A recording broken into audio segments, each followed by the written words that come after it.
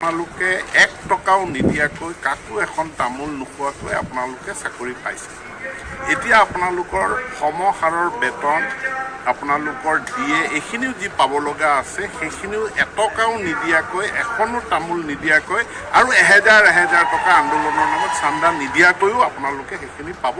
কেইটামান দিন ধৈৰ্য ধৰিব লাগিব। এইখিনিয়ে মোৰ শিক্ষক সমাজলৈ মোৰ নিবেদন। শিক্ষকসকলৰ এই আন্দোলন একেবাৰে অনাকাংক্ষিত। ইতিমধ্যে তেওঁলোকক মই জনাইছোঁ আৰু চৰকাৰে তেওঁলোকক ভাৰত চৰকাৰে দিয়া বিভিন্ন আঁচনিৰ অধীনত কণ্ট্ৰেকচুৱেল শিক্ষক হিচাপে তেওঁলোকৰ নিযুক্তি আৰম্ভ হৈছে। প্ৰথম অৱস্থাত তেওঁলোকৰ নিযুক্তিবিলাক বছৰেকীয়া আছে। এতিয়া এই চৰকাৰখনে বৰ্তমানৰ মুখ্যমন্ত্ৰী শিক্ষামন্ত্ৰী হৈ থকা সময়তে তেখেতৰ সদিচ্ছাত তেওঁলোকৰ চাকৰিসমূহ 60 বছৰ পৰ্যন্ত চৰকাৰে গেৰাণ্টি কৰিব আৰু যিটো আমি কৈছোঁ যে প্ৰায় নিয়মীয়া। লগতে সমহাৰত তেওঁলোকক অন্যান্য ৰেগুলাৰ শিক্ষকৰ সমহাৰত তেওঁলোকক দৰমহা দিয়াৰো চৰকাৰে সিদ্ধান্ত গ্ৰহণ কৰিলে। বৰ্তমানে তেওঁলোকে যি দাবী উত্থাপন কৰিছে যে ৰেগুলাৰ কৰিব লাগে, তেওঁলোকে নিজেই এখন চুক্তি চহী কৰি 60 বছৰ বয়সলৈকে তেওঁলোকৰ যে চাকৰিটো কৰিব তেওঁলোকে, সেইটো তাৰ কাৰণে তেওঁলোক চুক্তিবদ্ধ হ'লেই। এতিয়া কৰিব নোৱাৰা কামটো মানে সম্পূৰ্ণ ৰেগুলাৰাইজেশ্যন সেইটো কেনেধৰণৰ প্ৰক্ৰিয়া?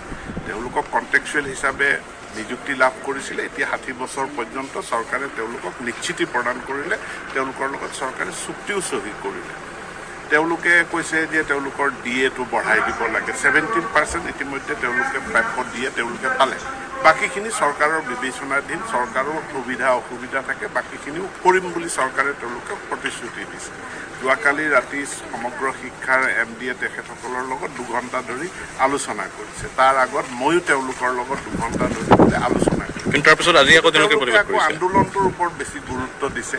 কিন্তু মই সকলো টেট শিক্ষকক জনাব বিচাৰোঁ, আপোনালোকে 1 টকাও নিদিয়াকৈ কাকো এখন তামোল নোখোৱাকৈ আপোনালোকে চাকৰি পাইছে। এতিয়া আপোনালোকৰ সমহাৰৰ বেতন আপোনালোকৰ দিয়ে এইখিনিও যি পাব লগা আছে সেইখিনিও 1 টকাও নিদিয়াকৈ এখনো তামোল নিদিয়াকৈ আৰু এহেজাৰ টকা আন্দোলনৰ নামত চান্দা নিদিয়াকৈও আপোনালোকে সেইখিনি পাব। কেইটামান দিন ধৈৰ্য ধৰিব লাগিব। এইখিনিয়ে মোৰ শিক্ষক সমাজলৈ মোৰ নিবেদন। কিন্তু মই সকলো টেট শিক্ষকক জনাব বিচাৰোঁ, আপোনালোকে 1 টকাও নিদিয়াকৈ কাকো এখন তামোল নোখোৱাকৈ আপোনালোকে চাকৰি পাইছে।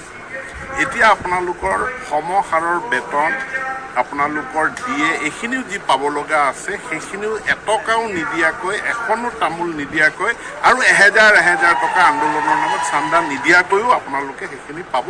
কেইটামান দিন ধৈৰ্য ধৰিব লাগিব।